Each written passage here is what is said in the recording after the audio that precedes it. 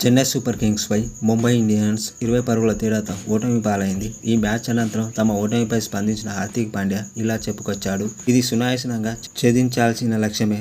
కానీ చెన్నై బౌలర్లు అద్భుతంగా బౌలింగ్ చేశారు. ముఖ్యంగా పతిరానా అసాధారణ ప్రదర్శన కనబరిచాడు. ఈ మ్యాచ్లో ఇరు జట్ల మధ్య తేడా అతని ప్రదర్శనే.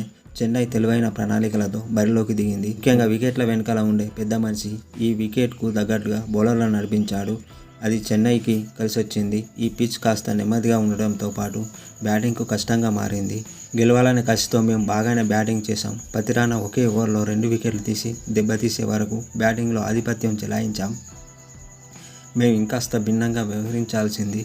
పర్సెంటేజ్ క్రికెట్ ఆడడం నాకు ఇష్టం. శివం దుబేకు స్పిన్ కంటే పేసర్లను ఎదుర్కోవడం కష్టం. తమ తదుపరి 4 మ్యాచ్ల్లో మేము విజయం సాధించాలి. మంచి క్రికెట్తో పాటు ఉద్దేశంతో ఆడాల్సిన అవసరం ఉంది అని మ్యాచ్ అనంతరం హార్దిక్ పాండ్యా చెప్పుకొచ్చాడు.